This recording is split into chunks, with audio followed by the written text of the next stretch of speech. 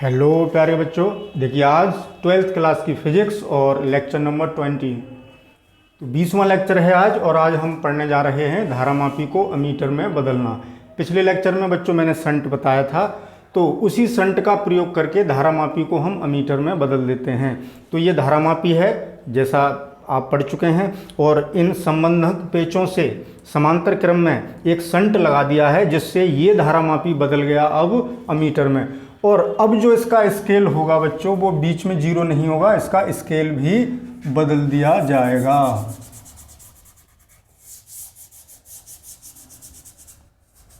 अब जीरो यहाँ होगा, 0 1 2 3 4 5 6, जिस रेंज तक का बनाना है। जैसे अब मैंने ये धारामापी बना दिया तो ये 6 एम्पियर तक की धारा को मापेगा, क्योंकि 6 तक इस पर हमने स्केल लगाए, 3 तक का बना सकते हैं। तो परास अलग अलग, एमीटर की अलग अलग होगी। तो धारामापी को अमीटर में बदल रहे हैं, तो जो अमीटर है यानी कन्वर्जन, पहले लिख दें इसको, conversion of galvanometer into ammeter. Ammeter करेगा क्या बच्चों, धारा को एम्पियर में मापेगा। तो अगर आपको बहुत सूक्ष्म धारा नापनी है मिली एम्पियर की कोटि की, तो वो मिली एम्पियर होगा। ठीक है, जैसे मैं एक एमीटर आपको दिखाता हूँ बच्चों। देखिए ये मेरे पास एक अमीटर है, इस पर ए लिखा हुआ है, आपको दिख रहा होगा, मैं भी देखूँ दिख रहा है या नहीं। ये ए लिखा हुआ है बच्चों, ये क्या लिखा है, ए। और देखिए स्केल 0 से स्टार्ट होके 3 पर समाप्त हुआ है। 0 1 वो 0.5 1 1.5 2 2.5 3, यानी ये जो एमीटर है।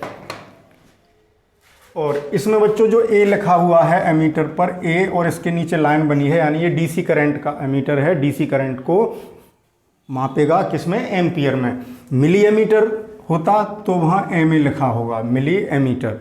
तो मिली एमीटर सूक्ष्म धाराओं को मापेगा जो मिली एम्पियर की कोटि की होंगी, उसको नापने के लिए मिली एमीटर।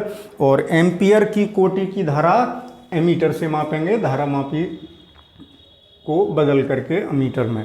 तो अब बच्चों हमने ये अमीटर बना लिया, संट लगा ही दिया। ऐसा क्यों किया है उसको समझ लें। जैसे किसी परपथ में धारा बह रही है, एक बात ध्यान रखेंगे, एमीटर को,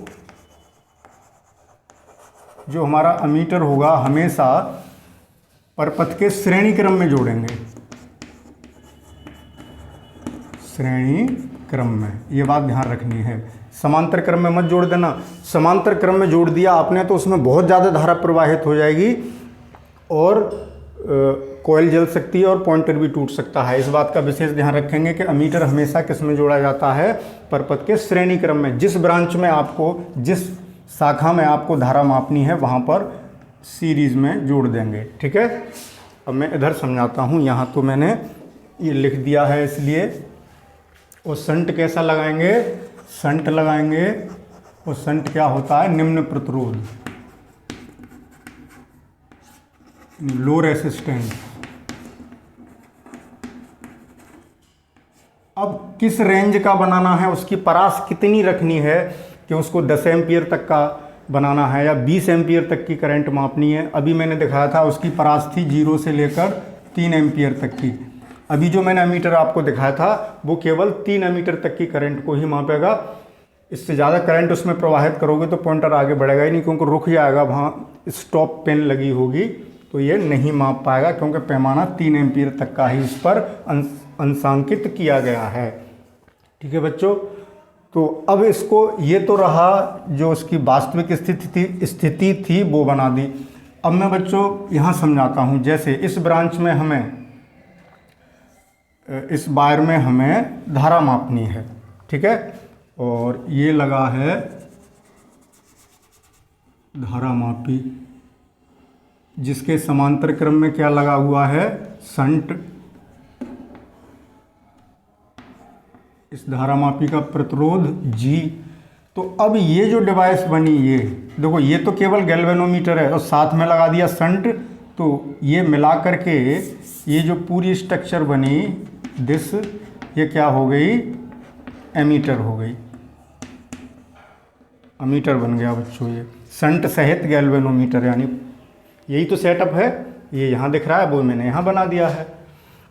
तो देखें, मान लो यहाँ से आई धारा जा रही थी और इसके अंदर चली गई आई जी, शेष आई माइनस आई जी शंट में जाएगी, ठीक है।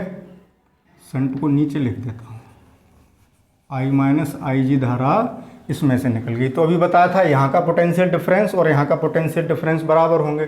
तो यहाँ का पोटेंशियल डिफरेंस कितना हो गया, आई जी इंटू जी बराबर आई minus I G into S. तो एस कितना आ गया बच्चों, हम शंट कितने ओम का लगाएं, जो प्रतिरोध है हमारा कितने ओम का लगाएं, वो इस बात पर डिपेंड करेगा कि हमें रेंज कितनी रखनी है। तो एस बराबर आ गया I G upon I minus I G into S, sorry G. इससे हम ये निकाल लेंगे कि शंट कितने ओम का लगाएं और कितनी धारा नापनी है। तो इससे ये जो अमीटर बना इसकी परास हो गई, 0 से लेके आई एम्पियर तक की करंट को मापेगा, क्योंकि यहाँ आई है।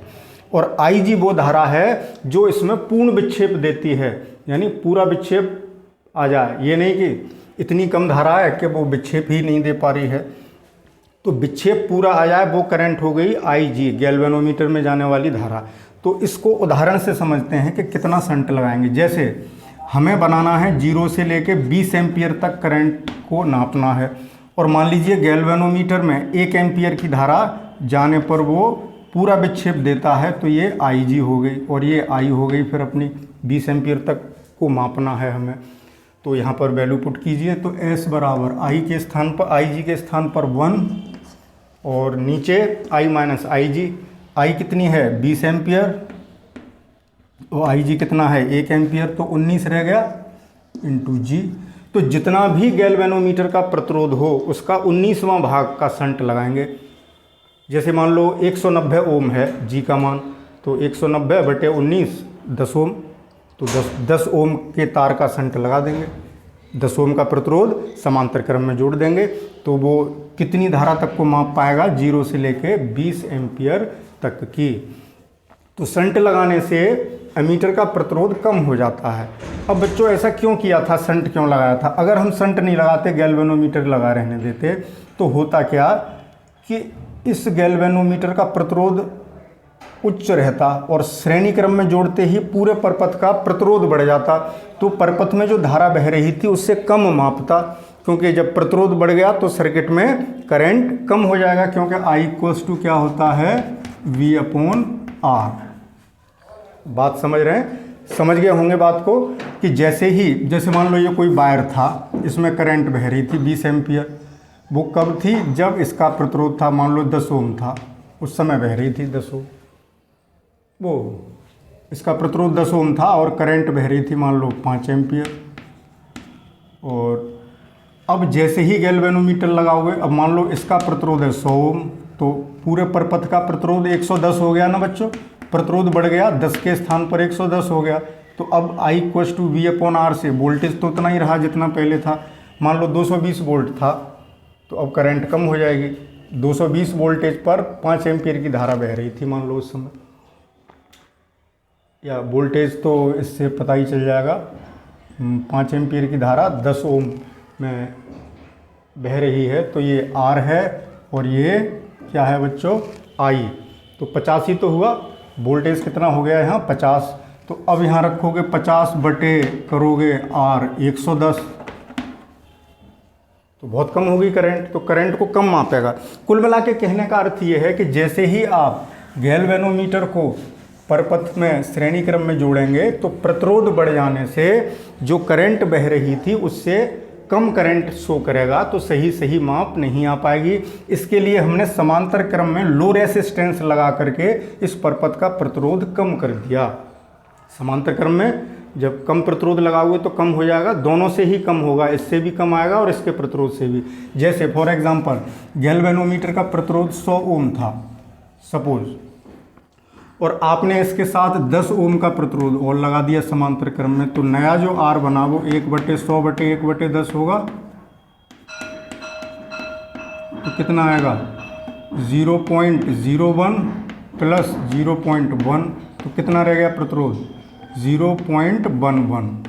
वो पहले कितना था 100 ओम। कितना प्रतिरोध कम हो गया, ठीक है ना। तो प्रतिरोध को कम करना था और कितनी रेंज का बनाना है और कितना शंट लगाएंगे वो यहाँ से पता चल जाएगा। तो इसका एक स्क्रीनशॉट लें बच्चों। तो बच्चों अब चलेंगे इसी धारामापी को बदलेंगे अब वोल्ट मीटर में।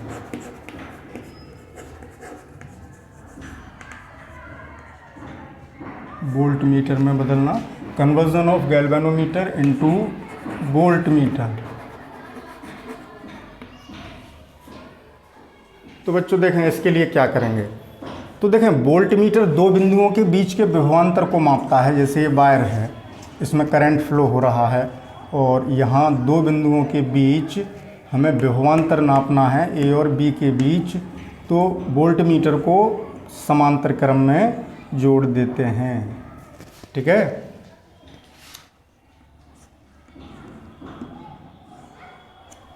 तो अब होता क्या है कि जैसे ही वोल्ट मीटर को समांतर क्रम में जोड़ेंगे, यहाँ से कुछ करंट इसमें बाईपास हो जाएगी वोल्ट मीटर से। तो जब करंट यहाँ कम हो जाएगी तो यहाँ का पोटेंशियल ड्रॉप पहले से कम दिखाएगा। जैसे सपोज़ यहाँ 2 एम्पियर की करंट थी, सपोज़, या मैं 10 एम्पियर की करंट लेता हूँ, समझने की कोशिश करें बच्चों। 10 एम्पियर की करंट इसमें जा रही है और 2 चली गई इसमें 2 एम्पियर, तो इसमें कितनी रह गई 8 एम्पियर। अब मान लो इतने दो बिंदुओं के बीच यहाँ का प्रतिरोध 10 ओम था, तो 10 ओम है यहाँ का प्रतिरोध और 10 एम्पियर की करंट जा रही है। तो पोटेंशियल V = IR से, या अलग अलग कर लें, एक से लग रहे होंगे, 20 ओम है जैसे, तो कितना वोल्टेज बताएगा 10 × 20 यानी 200 वोल्ट,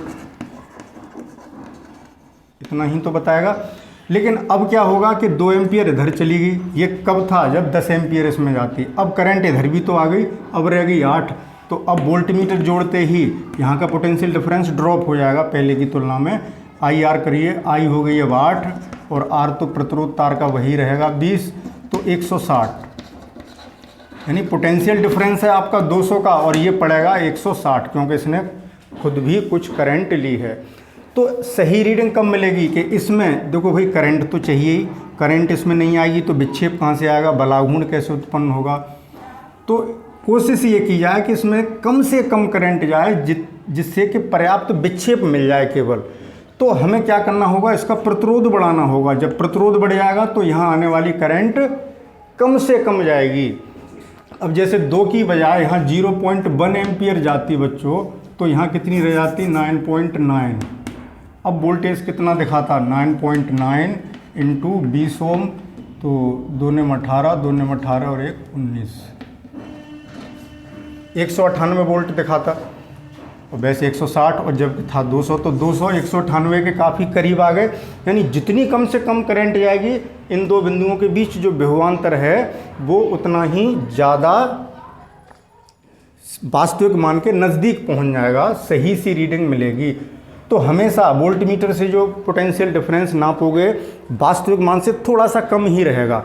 तो कुल मिला के हमें इसका प्रतिरोध कैसा करना है, उच्च प्रतिरोध लगाना है गैल्वेनोमीटर में। तो वो गैल्वेनोमीटर किस में बदल जाएगा, वोल्ट मीटर में, जिससे कि उसमें कम से कम करंट आए। तो आदर्श वोल्ट मीटर यानी आइडियल वोल्ट मीटर जो होगा उसका प्रतिरोध अनंत माना जाएगा।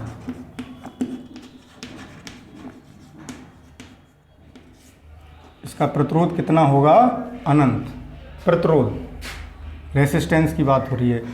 अमीटर में प्रतिरोध कम करने की कोशिश करते हैं, तो आदर्श अमीटर का जो प्रतिरोध है वो शून्य माना जाता है। प्रैक्टिकली संभव नहीं है बच्चों, कुछ ना कुछ तो प्रतिरोध रहेगा ही। तो आदर्श की बात कर रहे हैं, आदर्श वोल्ट मीटर का प्रतिरोध अनंत और आदर्श अमीटर जो अभी पढ़ाया था उसका प्रतिरोध कैसा होना चाहिए, शून्य। तब वो आदर्श अमीटर और आदर्श वोल्ट मीटर माने जाएंगे। तो अब हमें इसका प्रतिरोध उच्च करना है जिससे कम धारा जाए। तो यहाँ पर एक उच्च प्रतिरोध लगा दिया जाएगा श्रेणी क्रम में, समांतर क्रम में नहीं है बच्चों। ये जो प्रतिरोध मैंने लगाया है वो किस में लगाया है, श्रेणी क्रम में इस गैल्वेनोमीटर के, ठीक है। और इसको मैं नाम दे देता हूं आर। ये जो आर हमने यहाँ लगा दिया तो अब ये क्या बन गया, वोल्ट मीटर, ठीक है। तो यहाँ बना देते हैं।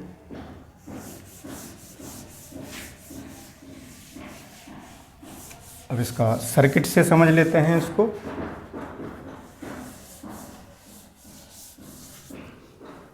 देखें बच्चों, जैसे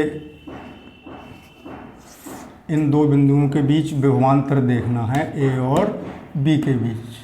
बच्चों चौक ले लूँ मैं ज़रा।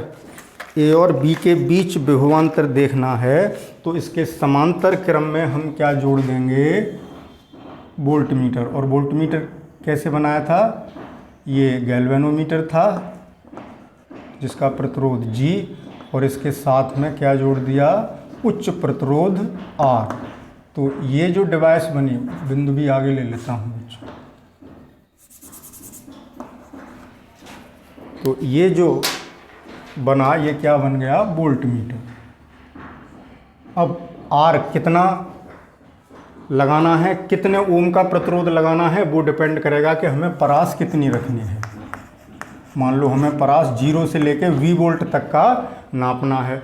तो देखें बच्चों, यहाँ से लेकर यहाँ तक के बीच का जो विभवांतर है, या इसमें मान लीजिए I करंट जा रही थी, तो इसमें कितनी चली गई, IG।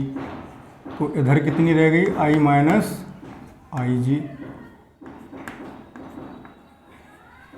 ठीक है। या ओम्स लॉ से इसमें करंट देख लो, सीधी सी बात है, फुल डिफ्लेक्शन पर IG देती है। तो IG बराबर कितना हो जाएगा, देखो यहाँ का विभवांतर बराबर होंगे, तो इसमें धारा कितनी बहेगी ये देखते हैं। IG बराबर कितनी हो गई, वोल्टेज तो A और B के बीच का V है, V, और यहाँ का प्रतिरोध कितना हो गया बच्चों, G प्लस R। ये दोनों जुड़ेंगे, श्रेणी क्रम में है, G प्लस R, ये IG है, ठीक है। IG बराबर आ गया V upon G plus R। तो इससे हम ये ज्ञात कर सकते हैं कि कितने, ये B वोल्ट तक को मापेगा, और IG वो धारा है जो फुल डिफ्लेक्शन करेगी। यहाँ से R निकालना चाहें बच्चों तो क्या करेंगे, G प्लस R बराबर V अपॉन IG। तो R कितना लगाओगे, R बराबर V upon IG minus G। इससे हम ये निकाल लेंगे कि कितने ओम का उच्च प्रतिरोध उसके साथ समांतर क्रम में जोड़ें, ठीक है। तो इस तरीके से ये बदल गया वोल्ट मीटर में। तो ध्यान रखेंगे, अमीटर हमेशा श्रेणी क्रम में जोड़ा जाता है और वोल्ट मीटर उन दोनों बिंदुओं के लिए समांतर क्रम में जोड़ा जाता है, ठीक है। आगे बात समझ में बच्चों, ये वोल्ट मीटर हुआ, G और R जो कि यहाँ आपको साफ दिख रहा है, ठीक है। तो यहाँ इसको संट नाम नहीं कहेंगे बच्चों, ये संट नहीं है, उच्च प्रतिरोध है। R क्या है यहाँ लिख देता हूँ, इसमें उच्च प्रतिरोध जोड़ेंगे, और संट निम्न प्रतिरोध का होता है, वो समांतर क्रम में जोड़ा जाता है। इसको हमने श्रेणी क्रम में जोड़ा है, इसलिए ये बाईपास नहीं करेगा, करंट को गुजरने देगा। तो R क्या है, उच्च प्रतिरोध, हाई रेसिस्टेंस।